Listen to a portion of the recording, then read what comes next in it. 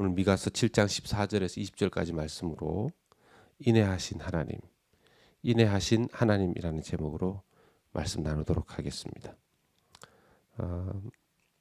오늘은 2020년의 마지막 날입니다. 그리고 우리가 지금 나누고 있는 이 미가서의 말씀도 오늘 미가서의 마지막 부분을 함께 나누게 됩니다. 미가 선지자가 하나님의 말씀을 받아서 예언하였던 그때에 이스라엘은 우상 숭배가 가득하였고 정치 지도자들과 영적 종교 지도자들이 타락하고 부패하였고 또 이스라엘 백성들도 무디어질 대로 영적으로 무디어지고 또 그러한 상황들을 어두운 상황들을 분별하지 못한 채로 하나님을 외면하고 하나님을 기쁘시게 하지 못한 채로 살아가고 있었습니다. 그런 상황 속에서 하나님께서 이스라엘 백성들을 향하여 증거하시는 말씀하시는 그것을 증거하고 외치고 있었던 것이죠. 미가 선지자는 모든 선지자들이 다 그랬겠지만 하나님의 말씀을 온전히 전하는 데 초점을 맞추고 사역하였습니다. 하나님의 말씀을 온전히 받아서 하나님의 말씀을 그대로 잘 들어서 그들에게 전하였습니다. 그런 사역을 하고 난 이후에 이제서야 비로소 미가 선지자의 기도가 나옵니다. 오늘 14절의 말씀은 바로 미가 선지자의 기도입니다. 14절에 원하건대 주는 주의 지팡이로 주의 백성 곧 갈멜 속 삼림에 홀로 거주하는 주의 기업의 양떼를 먹이시되 그들을 옛날같이 바산과 길르앗에서 먹이시옵소서. 한글 성경에는 정확하게 표현이 되어 있지 않지만 영어 성경을 보면 이 기도하는 대상 즉 하나님을 향한 미가 선지자의 호칭이 셰퍼드로 시작이 됩니다. 셰퍼드. 목자이신 주 하나님이시여. 이렇게 기도를 드리면서 하나님을 부르기를 목자이시여, 목자이신 하나님이여 이렇게 부르는 이유가 무엇입니까? 이 14절에 그의 기도의 내용은 요약해 보자면 이런 내용이죠. 목자시여, 목자이신 주님이시여, 다시 옛날처럼 당신의 백성들을 당신의 양들로서 먹이시고 인도하시고 이끌어 주시옵소서. 이스라엘의 목자가 되어 주십시오. 우리의 목자로서 우리를 이끌어 주시옵소서.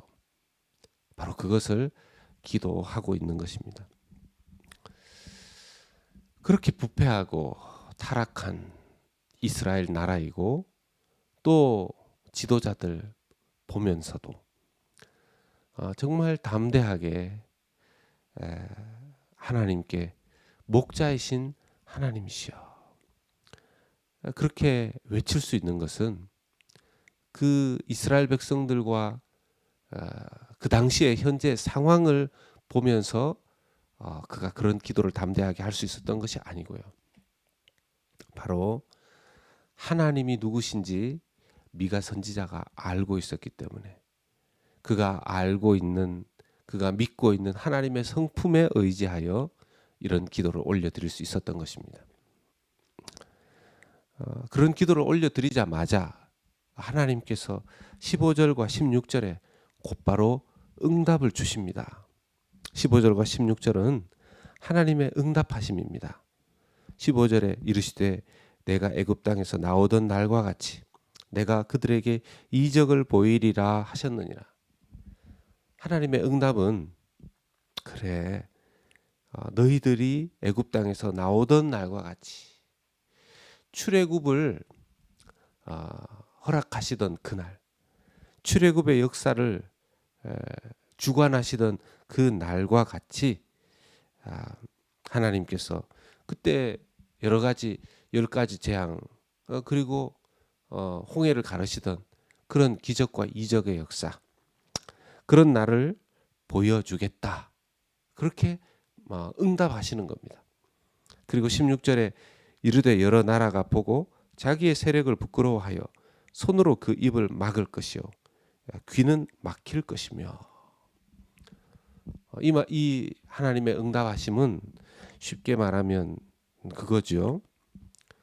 이제부터 베풀 역사할 그 모습들을 이방의 여러 나라들이 보고 눈을 가리고 입을 막고 귀를 막는, 뭐 세상 하는 말로 기가 막히네, 어떻게 이런 일이 있을 수 있는가 하는 그런 기적의 역사를 하나님께서 베푸시겠다라는 것입니다. 그리고 이스라엘을 그렇게 힘들게 하고 공격하였던 대적들을 향하여서는 17절에 뱀처럼 티끌을 핥으며 땅에 기는 벌레처럼 떨게 하시겠다, 이렇게 응답을 하십니다. 그 대적들의 신세는 창세기 때 인간을 유혹했다가 저주받아서 영원히 기어다니며 흙을 먹게 하신 뱀과 같이 되게 하겠다 하고 말씀하시는 것입니다. 그러면서 미가 선지자의 이 미가서 마지막 세 구절, 미가서가 7장으로 되어 있는데요. 마지막 세 구절 18절, 19절, 20절의 말씀은 하나님의 자비롭고 인애로우신 성품을 찬양하는 내용으로 되어 있습니다.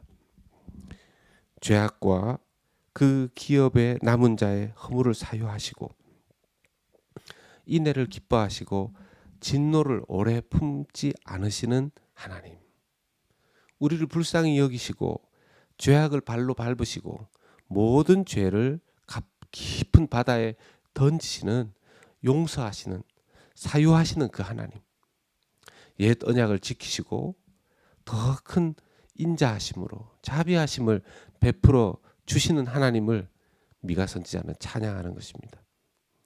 주와 같은 분 없다고 높이며 찬양하는 것입니다. 미가서 전체를 보면서 그런 생각이 들었습니다. 미가서가 7장으로 구성되어 있는데 왜 미가 선지자는 처음부터 이런 기도를 좀 올려드리지 않았을까? 왜 미가 선지자의 기도와 미가 선지자의 그 기도에 대한 응답과 하나님을 향한 이 찬양이 가장 뒷부분에 나오는 것인가? 그런 질문을 던지면서 묵상 가운데 그런 생각들을 하게 됐습니다. 그 이유가 다름이 아니라 미가 선지자는 하나님의 말씀을 받는 것, 하나님의 말씀을 듣는 것, 그리고 그 다음에 자기가 하나님께 올려드려야 될 기도, 또 찬송, 그것을 하였다라는 것입니다. 이것을 우리의 삶 속에, 우리의 신앙생활 속에 좀 적용을 해보면요, 하나님께서 우리와의 관계에 있어서 우리는 때때로 그냥 기도하는 자리에 나아가면 하나님의 말씀을 듣는 것보다 우리가 가지고 있는 우리의 용건, 우리의 기도의 제목과 내용들, 그것부터 하나님 앞에 일방적으로 이야기하기 바쁠 때가 있다는 것입니다. 우리의 신앙생활, 기도생활, 말씀생활, 참 이게 밸런스를 맞추기가 쉽지가 않은데요. 신앙생활 잘 한다고 하는 때에도 가끔씩은 그냥 하나님 앞에 일방적으로 우리의 요구를 하나님 앞에 말씀드리기 바쁜, 하나님의 음성을 들으려고 도통 차분하게 앉아있지 못하고 일방적인 일방통행에 우리의 신앙생활 되지 않도록 주의해야 되겠구나 하는 생각들을 해보게 됩니다. 그리고 또 하나는요, 결국은 세상이 아무리 어렵고 망가지고 무질서하고 힘들고 답답하다 할지라도 상황이 여전히 잘 변화되지 않는, 이렇게 세상을 위해서 기도하고 또 나의 기도가 응답되지 않는 것처럼 보여진다 할지라도 하나님께서 우리와의 관계 속에서 가장 중요하게 여기시는 것은 하나님과 우리와의 관계가 1번이라는 것입니다. 하나님을 알아가는 것. 나는 내가 믿는 하나님을 누구로 알아가고 있는가? 2020년 한 해를 돌아봅니다. 오늘이 2020년의 마지막 날이에요. 2020년 한 해 동안 세상 많은 일들이 있었는데요. 그것들을 좀 우리가 2020년을 돌아보면서 세상은 세상을 분석하겠지만 우리는 하나님 앞에서 우리 자신을 좀 돌아보며 분석해 보십시다. 나는 하나님을 얼마나 올 한 해 동안 많이 알게 되었는가. 특히 하나님의 성품, 하나님의 하나님 되심, 하나님 얼마나 나에게 자비하셨는가, 하나님 얼마나 나에게 인애를 베푸셨는가, 하나님께서 얼마나 나의 죄를 용서하시고 나에게 신실하셨는가. 내 삶에 함께 하신 그 하나님은 올 한 해 누구라고 우리가 고백할 수 있는가 하는 것입니다.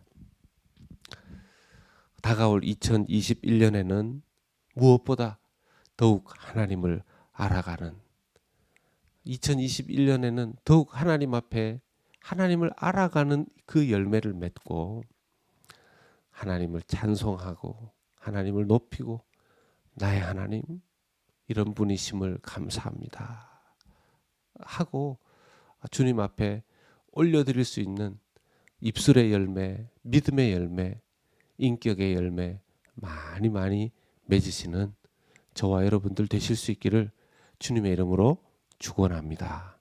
아멘.